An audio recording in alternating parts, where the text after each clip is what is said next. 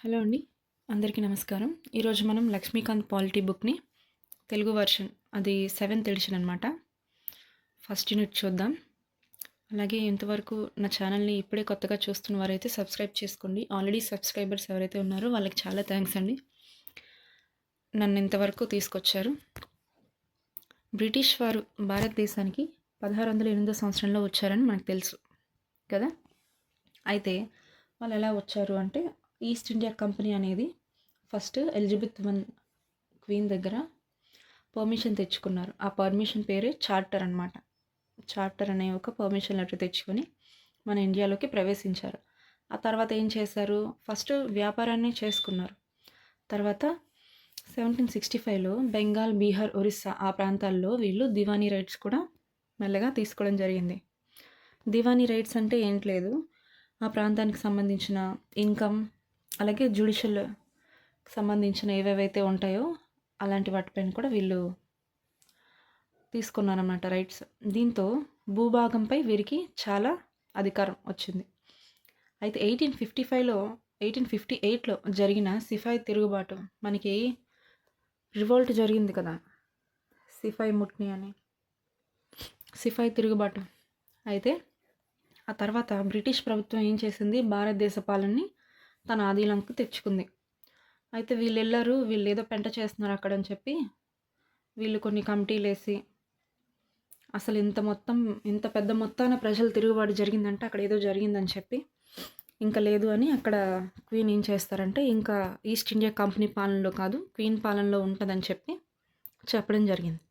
అయితే ఈ పాలన భారతదేశానికి స్వాతంత్రం వచ్చిన నాటి వరకు కూడా కంటిన్యూ అయింది. అది ఎప్పుడు మనకి ఇండిపెండెన్స్ రావడానికి ముందు వరకు క్వీన్ పాలనలోనే ఉండేది. అది ఎలాగో మనం తర్వాత చూద్దాం. అయితే స్వాతంత్రం వచ్చిన తర్వాత రాజ్యాంగాన్ని ఏర్పరచుకునే అవసరం ఏర్పడింది. కాబట్టి ఒక రాజ్యాంగ నిర్మాణ సభ జరిగిందనమాట. ఎప్పుడు 1946లో రాజ్యాంగ రచన కోసం ఆ సభను ఏర్పాటు చేయడం జరిగింది. జనవరి 26, 1950న రాజ్యాంగం అమల్లోనికి వచ్చింది. మనకి స్టోరీ తెలుసు, ఎవరు రాశారు ఏంటి ఎంత అనేది. అయితే భారత రాజ్యాంగంలోని వ్యవస్థలో అనేక లక్షణాలకు మూలాలు బ్రిటిష్ పాలన నుంచి వచ్చాయి. మనకి ఆల్రెడీ బ్రిటిష్ వాళ్ళు పాలించారు, మనం కాస్త అలవాటు పడి ఉన్నాం కాబట్టి కొన్నిటిని ఏవైతే బాగున్నాయో పాయింట్స్ అలాంటి వాటిని మనం కూడా తీసుకున్నాం అన్నమాట. బ్రిటిష్ పాలనలో జరిగిన కొన్ని సంఘటనల వలన బ్రిటిష్ ప్రభుత్వం తన పరిపాలనా విధానంలో కొన్ని నిర్దిష్టమైన పరిపాలనా సూత్రాలని చట్టాలుగా చేసింది. ఇవన్నీ భారత రాజ్యాంగ వ్యవస్థని ఎంతో ప్రభావితం చేశాయి. అయితే బ్రిటిష్ పాలనలో కొన్ని మంచి విషయాలు కూడా జరిగాయి అన్నమాట. సో అలాంటివి కూడా మనకి ఎక్కువ ఎఫెక్ట్ చేశాయి కదా, ఎఫెక్టివ్గా వర్క్ అవుతున్నాయి మనకి ఇప్పటి వరకు కూడా కొన్ని వీటిని ఒక కాలక్రమానుసారం ఇక్కడ 2 ప్రధాన శీర్షికలో వివరించడం జరిగింది. అది ఏంటి అనేవి కూడా, ఆ రూల్స్ ఏంటి, ఆ చట్టాలు ఏంటి అనేది ఇక్కడ వరుసలో ఇవ్వడం జరిగింది. ఒకటి కంపెనీ పాలన, కంపెనీ రూల్ అంటారు. ఇంకోటి క్రౌన్ రూల్. ఓకే, 1773 నుంచి 1858 వరకు మనకి కంపెనీ పాలన. అలాగే 1858 నుంచి 1947 వరకు క్రౌన్ రూల్ అనమాట. ఓకే అండి. రెగ్యులేటింగ్ చట్టం 1773. అయితే ఈ చట్టానికి రాజ్యాంగ ప్రాముఖ్యత ఉంది. ఎందుకంటే తూర్పు ఇండియా కంపెనీ వ్యవహారాలను క్రమబద్ధం చేసి వాటిని నియంత్రించడానికి బ్రిటిష్ ప్రభుత్వం చేపట్టిన మొదటి చర్య. కంపెనీ రాజకీయ పరిపాలనా విధులను మొదటిసారిగా ఇది గుర్తించింది. అలాగే భారతదేశంలో కేంద్రీకృత పాలనకు ఇది పునాదులు వేసింది. ఈ రెగ్యులేటింగ్ యాక్ట్లో మనం గుర్తుపెట్టుకోవాల్సిన ఇంపార్టెంట్ 5 పాయింట్స్, మేజర్గా జరిగిన 5 పాయింట్స్ ఏంటో చూద్దాం. ఆ టైంలో బెంగాల్ గవర్నర్ని గవర్నర్ జనరల్ ఆఫ్ బెంగాల్గా చేసిందనమాట ఈ చట్టం. ఈ చట్టం ద్వారానే బెంగాల్ గవర్నర్ ఏమయ్యారు, గవర్నర్ జనరల్ ఆఫ్ బెంగాల్. అలాగే బాంబే మద్రాస్ ప్రెసిడెన్సీ గవర్నర్ని ఈ బెంగాల్ గవర్నర్ అండర్లోనే ఉండేలాగా డిజైన్ చేశారు. అలాగే ఇతనికి హెల్ప్గా, ఈ గవర్నర్ జనరల్ ఆఫ్ బెంగాల్కి హెల్ప్గా ఒక 4 మెంబర్స్ని కూడా అపాయింట్ చేశారు. ఒక ప్రధాన న్యాయమూర్తి మరియు 3 ఇతర న్యాయమూర్తులతో కలకత్తా సుప్రీంకోర్టుని 1774లో ఏర్పాటు చేశారండి. 4th పాయింట్ వచ్చేసి కంపెనీలో పనిచేసే ఉద్యోగులు ప్రైవేటుగా వ్యాపారాన్ని చేసుకోవడం కానీ, అయితే అక్కడ ఉండే లోకల్ లొకాలిటీ దగ్గర నుంచి ఏదైనా లంచాలు తీసుకోవడం అలాంటివి కూడా చేయకూడదని చెప్పారు. కోర్ట్ ఆఫ్ డైరెక్టర్స్ ఏం చేశారు? కోర్ట్ ఆఫ్ డైరెక్టర్స్ భారతదేశంలో రెవెన్యూ, ఇంకా సివిల్ మరియు మిలిటరీ వ్యవహారాలన్నీ ఒక రిపోర్ట్ అంటే నివేదిక ద్వారా బ్రిటిష్ ప్రభుత్వానికి ఎప్పటికప్పుడు పంపిస్తూ ఉండాలన్నమాట ఆ రిపోర్ట్ని. ఈ నిబంధన ద్వారా కంపెనీ పాలనపై బ్రిటిష్ ప్రభుత్వం నియంత్రణకి బలం బాగా చేకూరింది. ఇది మనకి రెగ్యులేటింగ్ యాక్ట్కి సంబంధించి. ఇప్పుడు సవరణ చట్టం, అమెండింగ్ యాక్ట్ 1781. 1773 రెగ్యులేటింగ్ చట్టంలోని లోపాలను సవరించేందుకు బ్రిటిష్ పార్లమెంటు 1781లో సవరణ చట్టాన్ని ఆమోదించింది. ఇప్పుడు ఆ చట్టం జరిగింది, అందులో ఉన్న లోపాలని కనిపెట్టారనమాట. కనిపెట్టి దాన్ని పరిష్కరించడానికి అంటే యాక్ట్ ఆఫ్ సెటిల్మెంట్ చేయడానికి ఈ అమెండింగ్ యాక్ట్ని ప్రవేశపెట్టడం జరిగింది. ఈ చట్టం యొక్క లక్షణాలు చూద్దాం. గవర్నర్ జనరల్ మరియు మండలి తమ అధికారాలు, హోదాలో నిర్వహించిన పనులు సుప్రీంకోర్టు న్యాయ అధికార పరిధిలోకి రావు. ఇప్పుడు గవర్నర్ జనరల్ ఇంకా ఆ కౌన్సిల్ ఉంటుంది కదా, తమ అధికార హోదాలో నిర్వహించే పనులు సుప్రీంకోర్టు న్యాయాధికార పరిధిలోకి రావంట. ఈ మేరకు చట్టం మినహాయింపు ఇచ్చింది. అలాగే కంపెనీ యొక్క ఉద్యోగులు నిర్వహించే అధికారిక విధులు కూడా సుప్రీంకోర్టు న్యాయాధికార పరిధిలోకి రావు. అంటే ఈ కంపెనీ ఏం చేసినా సుప్రీంకోర్టు పట్టించుకోకూడదు అని ఈజీగా చెప్తున్నారు. రెవెన్యూ వ్యవహారాలు మరియు రెవెన్యూ వసూలుకు సంబంధించిన అంశాలు కూడా సుప్రీంకోర్టు అధికార పరిధి నుంచి చట్టం తప్పించింది. అంటే కొన్ని లూప్ హోల్స్ ఉంటాయి కదా, రెవెన్యూ అంటే మనీకి సంబంధించింది, ఇన్కమ్కి సంబంధించింది, అలాంటివన్నీ కూడా సుప్రీంకోర్టు కళ్ళు కప్పి చేయడానికి అన్నమాట. కలకత్తాలో నివసించే ప్రజలందరూ సుప్రీంకోర్టు పరిధిలోకి వస్తారు. ప్రతివాదుల వ్యక్తిగత చట్టాన్ని పరిగణలోకి సుప్రీంకోర్టు తీర్పులు ఇవ్వాలి. అంటే హిందువులు హిందూ చట్టాన్ని, ముస్లింకు మహమ్మదీ చట్టాన్ని అనుసరించి విచారణ జరపాలి. ఇప్పుడు అందరికీ ఒకటే చట్టం అంటే కుదరదు. కొన్ని రిలీజన్స్కి కొన్ని కల్చర్స్ ఉంటాయి, వాళ్ళు దానికి తగ్గట్టుగా నడుచుకోవాలి అనేది ఈ చట్టంలో చెప్పబడింది. అలాగే ప్రాంతీయ కోర్టులు, ప్రొవిన్షనల్ కోర్ట్స్ నుంచి వచ్చే అప్పీళ్లను గవర్నర్ జనరల్ ఇన్ కౌన్సిల్ విచారించాలట. ఈ అప్పీళ్లను సుప్రీంకోర్టు స్వీకరించదు. అంటే ఏ ప్రాంతంలో జరిగే వాటిని ఆ ప్రాంతంలోనే తొందరగా సద్దుమణిగేలాగా, అంటే సుప్రీంకోర్టుకి వెళ్తే ఎక్కువ టైం పడుతుంది కాబట్టి ప్రాంతీయ కోర్టులు, కౌన్సిల్లు పాటించాల్సిన నియమ నిబంధనలు రూపొందించే అధికారం గవర్నర్ జనరల్ ఇన్ కౌన్సిల్కి ఉంటుంది. Next pits India 1784. ఓకే, దీని తర్వాత వచ్చిన ప్రముఖ చట్టం పిట్స్ ఇండియా. ఇది కంపెనీ వాణిజ్య రాజకీయ విధులను వేరు చేసింది. అంటే కంపెనీ యొక్క బిజినెస్ అండ్ పొలిటికల్ రైట్స్ని ఇది ఏం చేసిందంటే డిఫరెంట్గా అంటే సపరేట్ చేసింది. కోర్ట్ ఆఫ్ డైరెక్టర్స్ని వాణిజ్య వ్యవహారాలను నిర్వహించమని ఇది అనుమతించింది. కానీ రాజకీయ వ్యవహారాలు నిర్వహించడానికి బోర్డ్ ఆఫ్ కంట్రోల్ అనే ఒక కొత్త మండలిని ఏర్పాటు చేసింది. ఈ విధంగా ఒక ద్వంద్వ ప్రభుత్వ వ్యవస్థని ఏర్పాటు చేయడం జరిగింది. డ్యూయల్ గవర్నమెంట్ని ఫామ్ చేసింది. ఎలాగా అంటే కోర్ట్ ఆఫ్ డైరెక్టర్స్ని బిజినెస్ వ్యవహారాలు నిర్వహించండి మీరు అని వాళ్ళకి పర్మిషన్ ఇచ్చింది. అలాగే పొలిటికల్ వ్యవహారాలు ఉంటాయి కదా, పొలిటికల్ ఇష్యూస్, ఇలాంటివన్నీ బోర్డ్ ఆఫ్ కంట్రోల్ అనే ఒక డిపార్ట్మెంట్కి ఇలాంటివన్నీ ఇచ్చారు. ఈ విధంగా డ్యూయల్ గవర్నమెంట్ అన్నమాట. భారతదేశంలో బ్రిటిష్ పరిపాలనా ప్రాంతంలో సివిల్, మిలిటరీ, రెవెన్యూ వ్యవహారాలపై బోర్డ్ ఆఫ్ కంట్రోల్కి నియంత్రణ అధికారిని ఇవ్వడం జరిగింది. ఈ విధంగా ఈ చట్టం 2 కారణాల వల్ల ప్రాముఖ్యతను పొందింది. ఒకటి భారతదేశంలో కంపెనీ భూభాగాలని పొందింది, ఇంకోటి భారతదేశంలో బ్రిటిష్ పరిపాలనా ప్రాంతాలు అని పేర్కొనడం జరిగిందనమాట. 2 భారతదేశ పాలనలో కంపెనీ వ్యవహారాలపై బ్రిటిష్ ప్రభుత్వానికి సర్వోన్నత అధికారం వచ్చింది. నెక్స్ట్ 1786 చట్టం. 1786లో లార్డ్ కార్న్వాలిస్ బెంగాల్ గవర్నర్ జనరల్గా నియమితులయ్యారు. ఈ పదవిని చేపట్టడానికి ఆయన 2 షరతులు విధించారు. అవేంటో చూద్దాం. ప్రత్యేక సందర్భాల్లో తన కౌన్సిల్ యొక్క నిర్ణయాలు తిరస్కరించే అధికారం ఇవ్వాలి.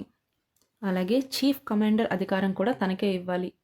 పై 2 డిమాండ్లకు అనుగుణంగా తగిన నిబంధనలతో 1786 చట్టాన్ని ఆమోదించారండి.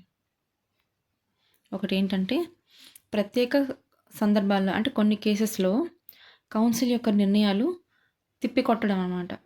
అంటే నేను దీన్ని ఒప్పుకోవట్లేదు, ఈ నిర్ణయం నాకు నచ్చలేదు అని చెప్పే అవకాశం, ఇంకోటి చీఫ్ కమాండర్ అధికారం కూడా తనకే ఇవ్వాలి అని డిమాండ్ చేయడం జరిగింది.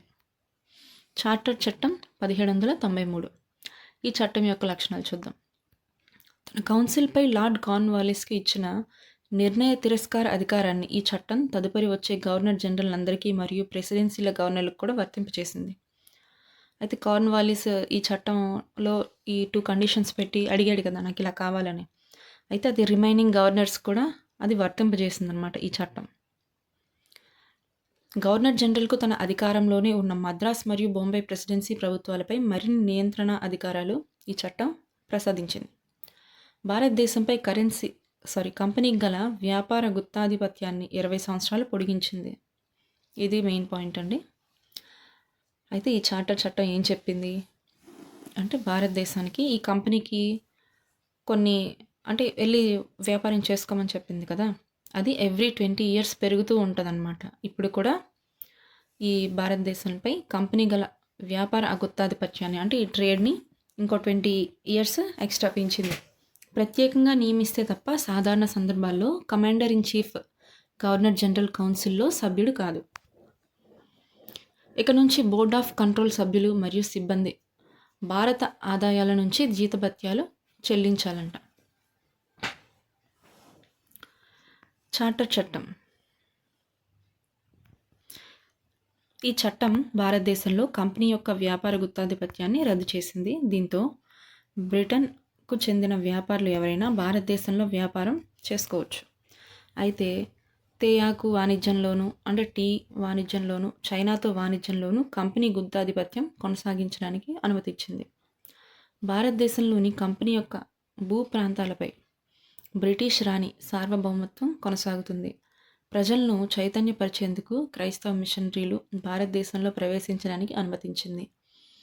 భారతదేశంలో బ్రిటిష్ భూ ప్రాంతంలో నివసించే ప్రజల్లో పాశ్చాత్య విద్యా వ్యాప్తిని ప్రోత్సహించింది. భారతదేశంలో వ్యక్తులపై పన్నులు వేసే అధికారాన్ని స్థానిక ప్రభుత్వాలకి ఇచ్చింది. అలాగే పన్ను చెల్లించిన వారిని కూడా శిక్షించే అధికారం కూడా ఇచ్చిందనమాట. ఇప్పుడు చార్టర్ చట్టం 1533. Governor general of Bengal governor general of ఇండియాగా ఇది ప్రకటించింది. ముందేం చేశారు, రెగ్యులేటింగ్ యాక్ట్లో బెంగాల్ గవర్నర్ని గవర్నర్ జనరల్ ఆఫ్ బెంగాల్ చేశారు. ఇప్పుడు ఏం చేశారు, చార్టర్ యాక్ట్ 1833 ప్రకారం గవర్నర్ జనరల్ ఆఫ్ బెంగాల్ని గవర్నర్ జనరల్ ఆఫ్ ఇండియాగా మార్చారు. ఓకే, ఇతనికి సివిల్ మరియు మిలిటరీ అధికారాలు నిశ్చితం చేసింది. ఈ విధంగా భారతదేశంలో సమస్త బ్రిటిష్ పరిపాలనా ప్రాంతాల్లో అధికారాన్ని భారత ప్రభుత్వం పరిధిలోకి మొదటిసారి ఈ చట్టం తెచ్చిందనమాట. లార్డ్ విలియం బెంటిక్ మొట్టమొదటి భారత గవర్నర్ జనరల్ అయ్యారు. ఓకే, గవర్నర్ జనరల్ ఆఫ్ ఇండియాగా ప్రకటించిన తర్వాత లార్డ్ విలియం బెంటిక్ మొట్టమొదటి భారత గవర్నర్ జనరల్ అయ్యారు. ఈ పాయింట్ గుర్తుపెట్టుకోండి. బాంబే మద్రాస్ గవర్నర్ల శాసన అధికారాలను ఇది తీసేసిందనమాట. ఇప్పుడు మొత్తం ఇండియాకి ఒకడే గవర్నర్ కాబట్టి బాంబే మద్రాస్ గవర్నర్లకి ఎలాంటి అధికారాలు లేకుండా తీసింది. బ్రిటిష్ ఇండియా అస్తిత్వానికి భారత గవర్నర్ జనరల్కు ప్రత్యేక శాసన అధికారాలు ఇవ్వబడ్డాయి. అంతకుముందు చట్టాల కింద శాసనాల రెగ్యులేషన్స్ అనేవారు. ఈ చట్టం కింద ఏర్పడిన శాసనాలన్నీ యాక్ట్స్ అని వ్యవహరించడం జరిగింది. అయితే ఇది ఇలా మార్పు జరిగిన తర్వాత చట్టాల కింద శాసనాలను ఏమనేవారు, రెగ్యులేషన్స్ అనేవారు. రెగ్యులేషన్స్ అని. ఇప్పుడు చట్టం కింద ఏర్పడిన శాసనాలని ఏమంటున్నారంటే యాక్ట్స్ అని పిలవడం జరుగుతుంది. వాణిజ్య సమితిగా తూర్పు ఇండియా కంపెనీ కార్యక్రమాలు ఈ చట్టం చరమగీతం పాడింది. అది కేవలం పరిపాలన సమితిగా మిగిలిపోయిందనమాట. అయితే వాణిజ్యానికి సమితిగా ఈస్ట్ ఇండియా కంపెనీ కార్యక్రమాలు ఇక్కడితో చాలు మీవి అని చెప్పి ఆపేసిందండి. ఇది కేవలం పరిపాలన సమితిగా మిగిలిపోయిందనమాట. ఓన్లీ పాలించుకోవడమే కానీ ఎటువంటి రెవెన్యూ ఆదాయం అనేది మరి ఇంకా వీళ్ళ చేతుల్లోకి వెళ్ళే అవకాశం లేదు. భారతదేశానికి కంపెనీ భూభాగాలన్నీ రాజుకి, అతని వారసులకు మరియు ఉత్తరాధికారులకు చెందిన ట్రస్ట్ అని ఈ చట్టం పేర్కొంది. భారతదేశంలో కంపెనీ భూభాగాలన్నీ రాజుకి, అతని వారసులకు మరియు ఉత్తరాధికారులకు చెందిన ట్రస్ట్ అని ఈ చట్టం పేర్కొంది. సివిల్ సర్వెంట్ల ఎంపిక కోసం బహిరంగ పోటీ పరీక్షా విధానాన్ని ప్రవేశపెట్టడానికి ఈ చట్టం ప్రయత్నించింది. కంపెనీ కింద భారతీయులకు ఉద్యోగాలు ఇవ్వడంలో ప్రతిబంధకాలు ఉండరాదని సూచించింది. అయితే కోర్ట్ ఆఫ్ డైరెక్టర్స్ దీన్ని వ్యతిరేకించడంతో దీన్ని నిరాకరించడం జరిగింది. అయితే సివిల్ సర్వెంట్ అవ్వాలి అంటే ఇండియన్స్ అయితే ఒక బహిరంగ పోటీ అంటే ఇప్పుడు మనకి కాంపిటేటివ్ ఎగ్జామ్ ఎలా జరుగుతుంది, మెయిన్స్, గ్రూప్స్, ఏపీపీఎస్సి, అలాగా సివిల్ సర్వీస్ కూడా ఒక సపరేట్ ఎగ్జామ్ అనేది ఉండాలి. అది కూడా బహిరంగంగా ఉండాలి, ఇండియన్స్కి అందుబాటులో ఉండాలని చెప్పింది ఇది. దాన్ని కూడా వాళ్ళు వ్యతిరేకించారు. చార్టర్ చట్టం 1853 1793 నుంచి 1853 వరకు బ్రిటిష్ పార్లమెంట్లో ఆమోదించిన చట్టాల్లో ఇది చివరిది. దీన్ని ప్రముఖమైన రాజ్యాంగపరమైన మైలురాయి అనొచ్చు.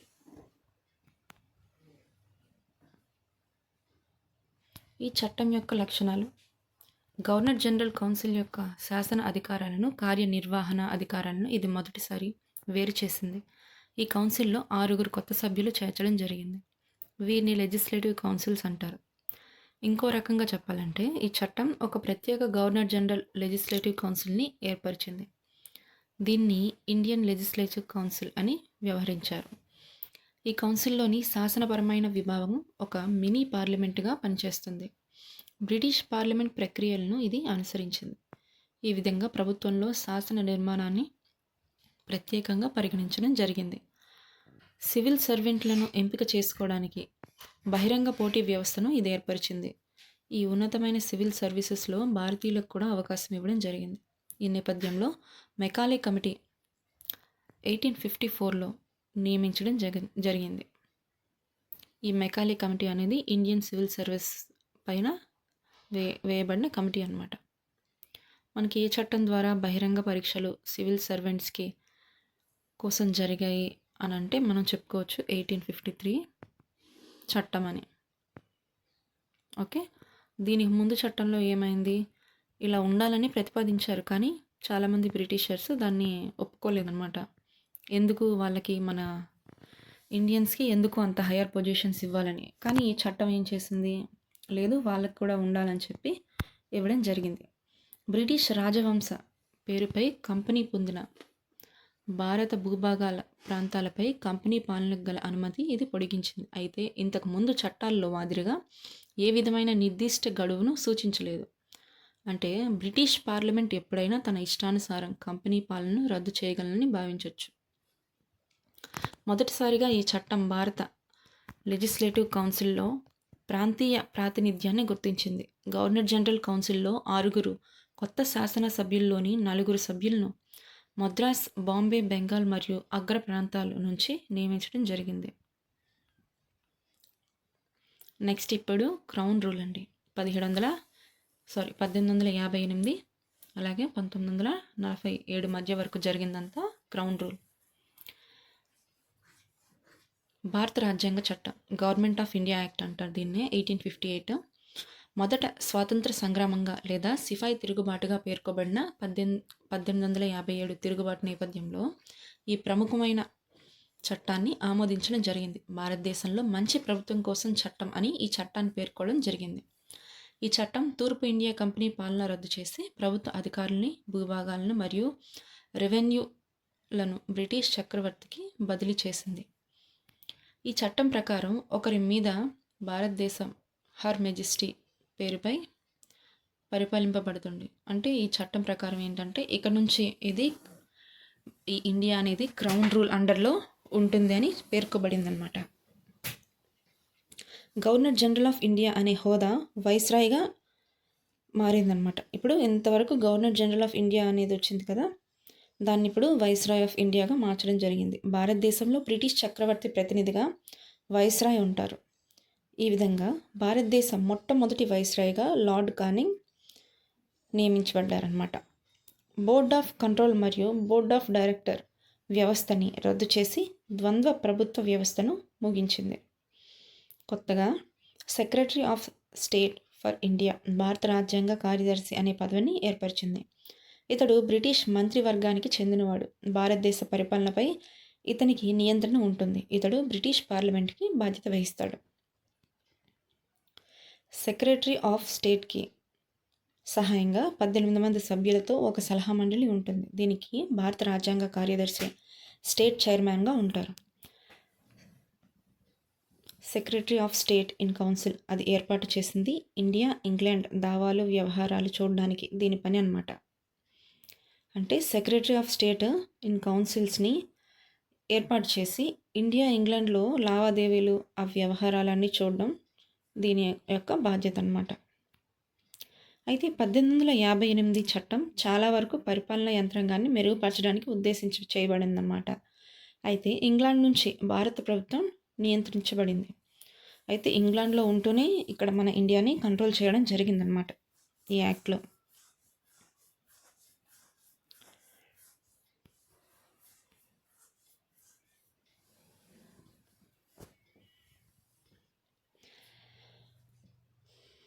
భారత కౌన్సిల్ చట్టం 1861. 1857లో జరిగిన తిరుగుబాటు తర్వాత బ్రిటిష్ ప్రభుత్వం భారతీయుల సహకార ప్రాముఖ్యతని గుర్తించింది. అయితే 1857 తర్వాత మనకి తిరుగుబాటు జరిగింది కదా, అప్పుడు ఇండియన్స్ యొక్క ఇంపార్టెన్స్ వాళ్ళకి తెలిసిందే. అంతవరకు ఏదో అనామకుల్లాగా మనల్ని చూసిన వారు, లేదు వీళ్ళకి నోరుంది, వీళ్ళు కూడా తిరగబడతారు, వీళ్ళు కాదనుకుంటే ఇంకా మనకి సైన్యం లేదు, ఏం లేదు అని చెప్పి ఇంకా కొంచెం భయపడడం స్టార్ట్ చేశారు. ఇక్కడితో మనం చాలా తక్కువ అంచనా వేసాం వీళ్ళని అని, వీళ్ళలో కూడా తిరుగుబాటు స్టార్ట్ అయిందని. దేశ పాలనలో భారతీయులు తోడ్పాటు కోసం బ్రిటిష్ పార్లమెంటు 3 చట్టాలను ఆమోదించింది. అవి 1861, 1892, అలాగే 1909. వీటిలో ఇండియన్ కౌన్సిల్స్ చట్టం 1861 భారత రాజ్యాంగ రాజకీయ చరిత్రలో ఒక ప్రముఖమైన మైలురాయని చెప్పొచ్చు. భారతదేశంలో శాసన నిర్మాణ ప్రక్రియలో భారతీయులకు మొట్టమొదటిసారిగా ప్రాతినిధ్యాన్ని కల్పించడం జరిగింది. వైస్రాయ్ తన కౌన్సిల్లో కొంతమంది భారతీయులు నామినేట్ చేయాలనే అంశంతో ఇది ముందుకు వచ్చింది. అయితే 1862లో ఆనాటి వైస్రాయ్ లార్డ్ క్యానింగ్ 3 భారతీయులను లెజిస్లేటివ్ కౌన్సిల్కు నామినేట్ చేశారు. వారు బెనారస్ రాజు, పటియాలా మహారాజు మరియు సర్ దినకర్ రావు వీళ్ళ ముగ్గురిని ప్రపోజ్ చేశారు. అయితే బాంబే మరియు మద్రాస్ ప్రెసిడెన్సీలకు శాసన అధికారాలను పునరుద్ధరించి వికేంద్రీకరణకు ఆ ప్రక్రియకు ఈ చట్టం నాంది పలికింది.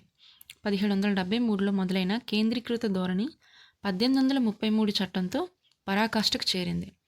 ఈ ధోరణికి ఈ చట్టం మార్చివేసిందనమాట.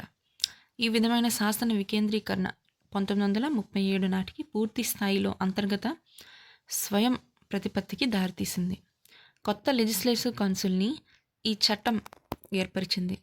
1862లో బెంగాల్లో, 1886లో నార్త్ వెస్టర్న్ ప్రావిన్సెస్లో మరియు 1897లో పంజాబ్లోని వీటిని ఏర్పరచడం జరిగింది. కౌన్సిల్లోని కార్యక్రమాలు సజావుగా నిర్వహించడానికి అవసరమైన సూత్రాలను, నియమాలను చేసే అధికారాన్ని వైస్రాయ్కి ఇవ్వడం జరిగింది. 1859లో లార్డ్ కానింగ్స్ ప్రవేశపెట్టిన పోర్ట్ఫోలియో దీన్ని గుర్తించిందనమాట. ఈ పద్ధతి ప్రకారం వైస్రాయ్ కౌన్సిల్లోని సభ్యుడు ప్రభుత్వంలోని 1 లేక ఎక్కువ శాఖలకు ఇన్ఛార్జిగా ఉండి తన శాఖాపరమైన విషయాల్లో కౌన్సిల్ తరపున ఆదేశాలు జారీ చేయవచ్చు. అత్యవసర పరిస్థితుల్లో లెజిస్లేటివ్ కౌన్సిల్కు అనుమతి లేకుండా వైస్రాయ్కు ఆర్డినెన్సులు జారీ చేసే అధికారం ఈ చట్టం ఇచ్చింది. ఈ ఆర్డినెన్సులు కాలపరిమితి 6 నెలలు. ఇండియన్ కౌన్సిల్స్ చట్టం కేంద్ర ప్రొవిన్షియల్ లెజిస్లేటివ్ కౌన్సిల్లో అనధికార సభ్యుల సంఖ్యను పెంచడం జరిగింది. అధికార మెజారిటీని మాత్రం అలాగే ఉంచారు. లెజిస్లేటివ్ కౌన్సిల్ విధులను ఇది విస్తృతం చేసింది. బడ్జెట్పై మాట్లాడే అధికారాన్ని మరియు ప్రభుత్వాన్ని ఉద్దేశించి ప్రశ్నలు వేసే అధికారాన్ని ఈ చట్టం సభ్యులకు ఇచ్చింది. సెంట్రల్ లెజిస్లేటివ్ కౌన్సిల్కు కొంతమంది అనాధికారిక సభ్యులు ప్రొవిన్షియల్ లెజిస్లేటివ్ కౌన్సిల్కు బెంగాల్ ఛాంబర్ ఆఫ్ కామర్స్ సిఫార్సుల మేరకు నామినేట్ చేయడానికి ఈ చట్టం వైస్రాయ్కు వీలు కల్పిస్తుంది. అయితే ప్రొవిన్షియల్ లెజిస్లేటివ్ కౌన్సిల్కు కొంతమంది అనాధికార సభ్యులు జిల్లా బోర్డులు మున్సిపాలిటీలు, విశ్వవిద్యాలయాలు, కార్మిక సంఘాలు, జమీందారులు మరియు వాణిజ్య సంఘాల సిఫార్సుల మేరకు నామినేట్ చేయడానికి ఈ చట్టం గవర్నర్లకు వీలు కల్పిస్తుంది. కేంద్ర మరియు ప్రొవిన్సుల లెజిస్లేటివ్ కౌన్సిల్స్లోని కొన్ని అనధికారిక సీట్లను నింపడానికి పరిమితమైన మరియు పరోక్షమైన అంశం ఈ చట్టంలో ఉంది. అయితే ఎన్నిక అనే పదం ఈ చట్టంలో వాడబడలేదు. కొన్ని సంస్థలు చేసిన సిఫార్సుల మేరకు దీన్ని నామినేషన్ అనే పేర్కొనడం జరిగింది.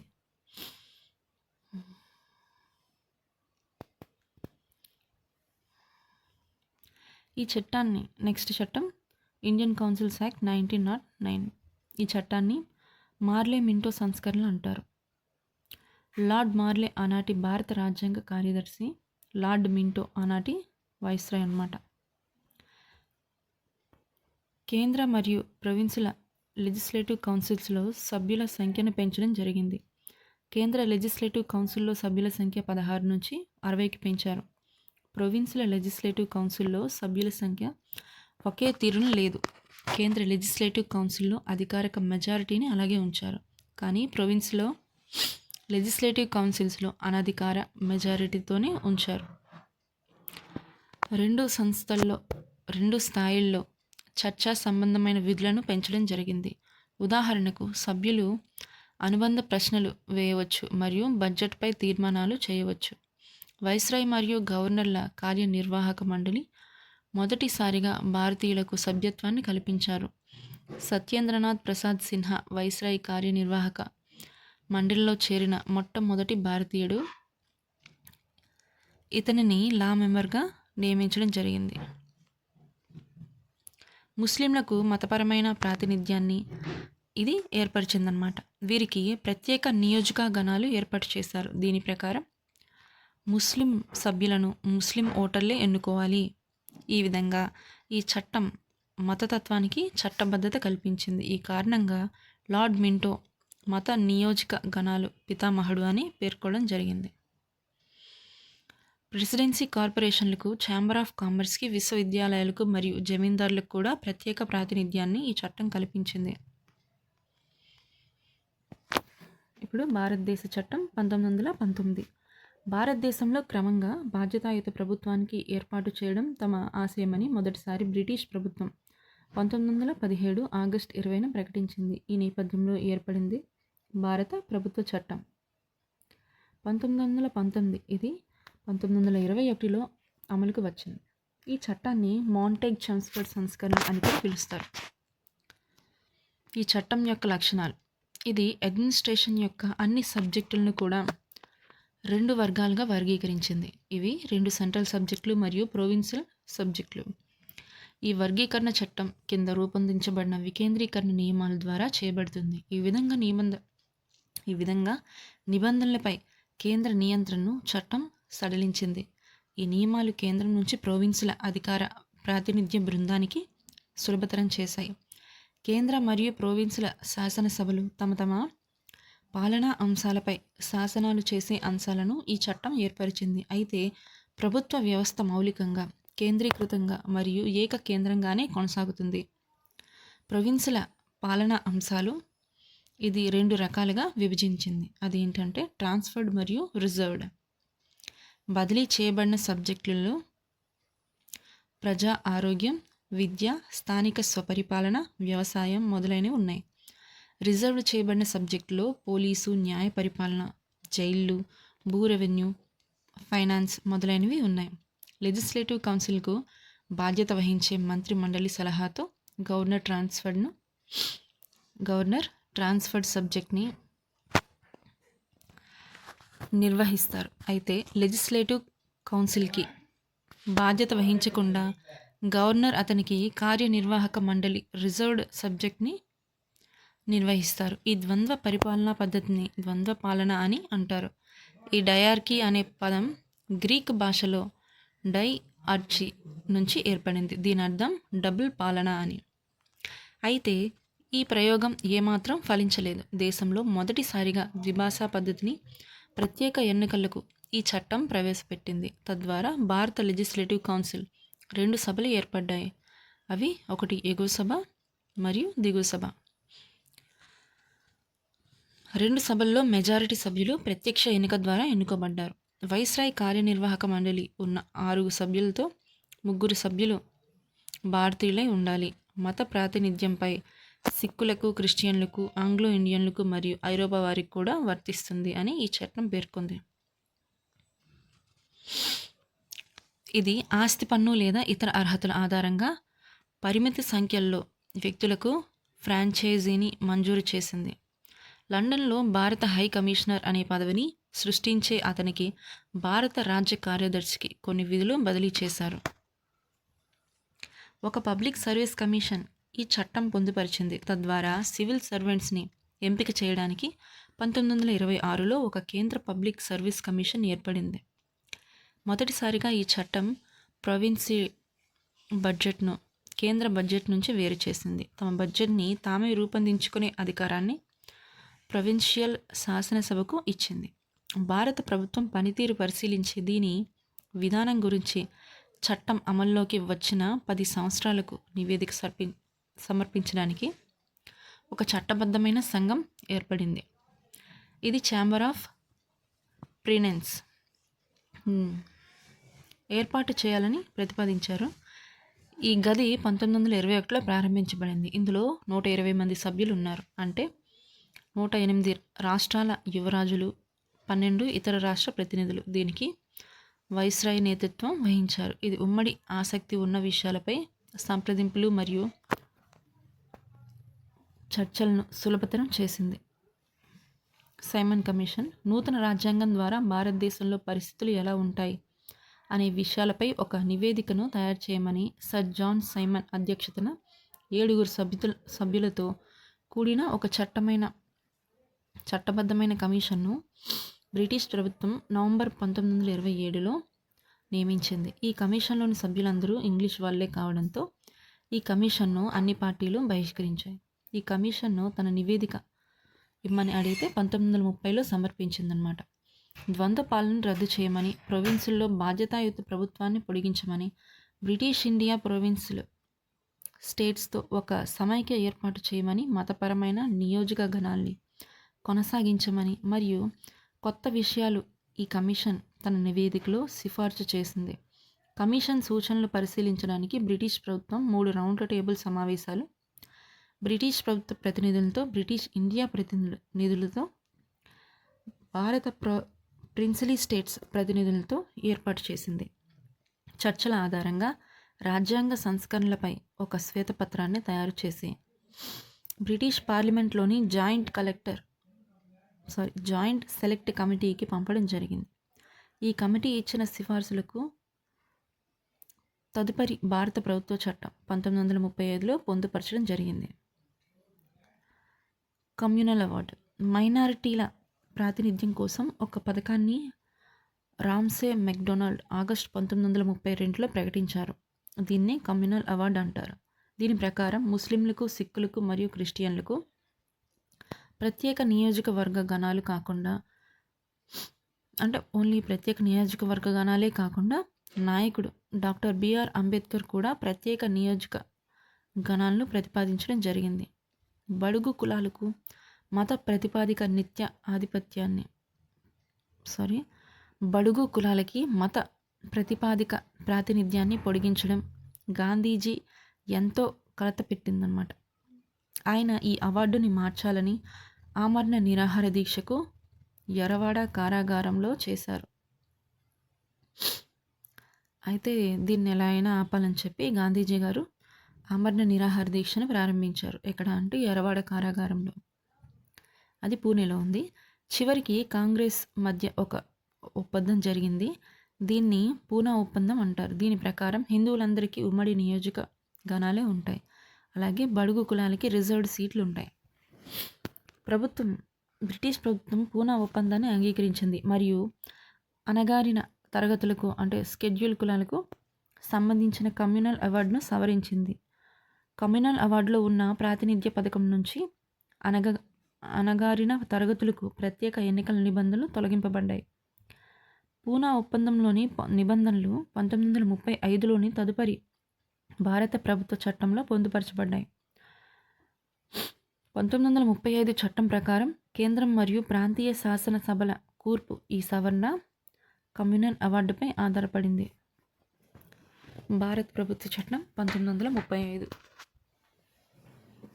భారతదేశంలో బాధ్యతాయుత ప్రభుత్వం ఏర్పడే దశలో ఈ చట్టం రెండవ మైలురాయని చెప్పొచ్చు.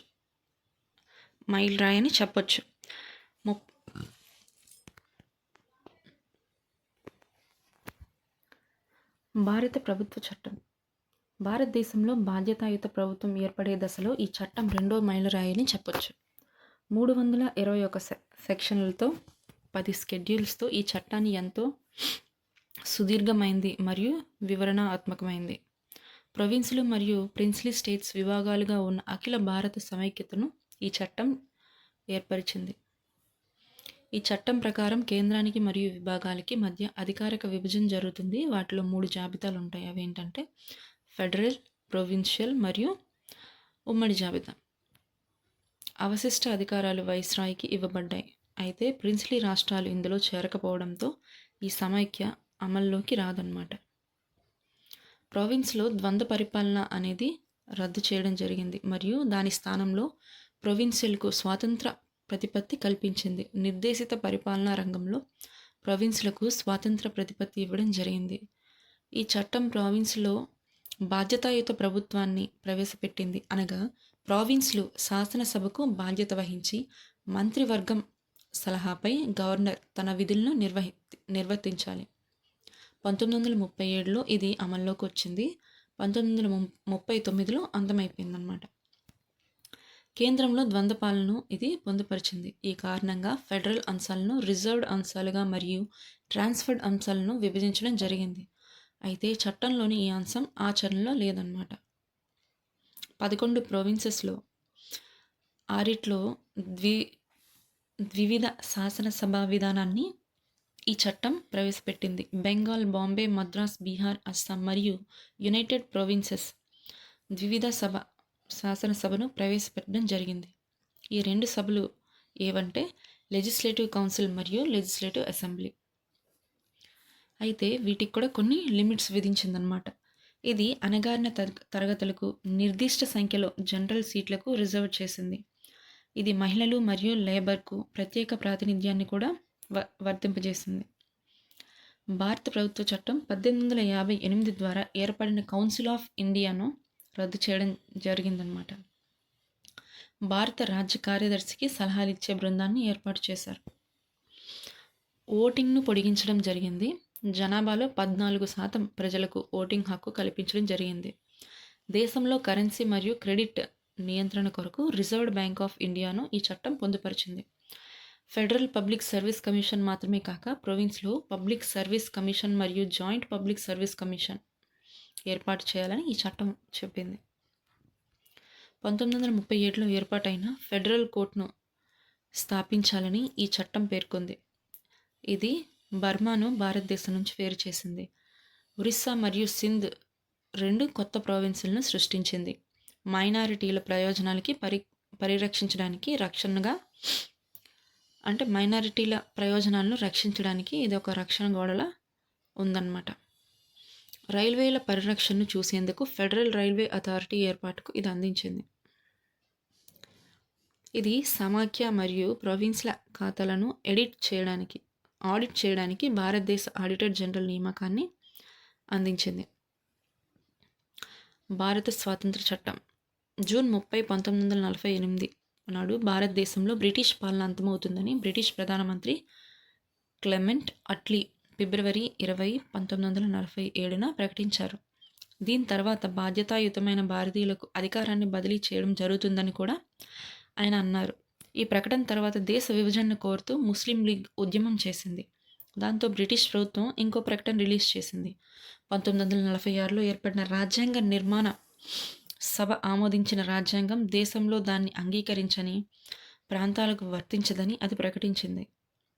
అంటే అదేం చెప్పిందంటే రాజ్యాంగాన్ని ఒప్పుకుంటేనే అది వర్తిస్తుంది, ఎక్కడైతే అది ఒప్పుకోరో ఆ చోట ఇది వర్తించదు. అదే రోజున Bharat viceroy lord mount baton విభజన ప్రణాళికలను ముందుకు తీసుకొచ్చారు. దీన్ని మౌంట్ బ్యాటన్ ప్లాన్ అని అంటారు.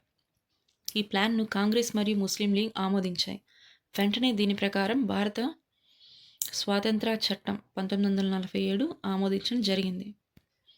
ఈ చట్టం ప్రకారం ఆగస్టు 15, 1947 నుంచి భారతదేశం స్వతంత్ర సార్వభౌమాధికార రాజ్యంగా ఉంటుంది. భారతదేశం 2 స్వతంత్ర డొమినియన్లుగా విభజించబడుతుంది. బ్రిటిష్ కామన్వెల్త్ నుంచి విడిపోయే హక్కు కూడా వీటికి ఉంటుంది. ఈ చట్టం వైస్రాయ్ పదవిని రద్దు చేసింది.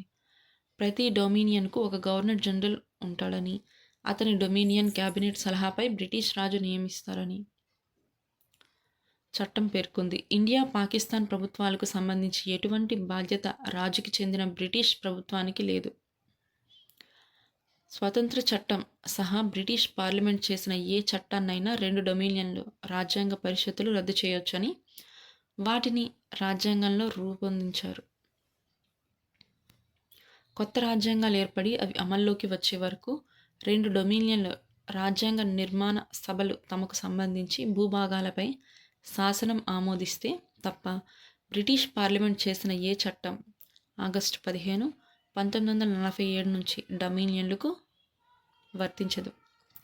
భారత రాజ్య కార్యదర్శి పదవి కూడా రద్దవుతుంది.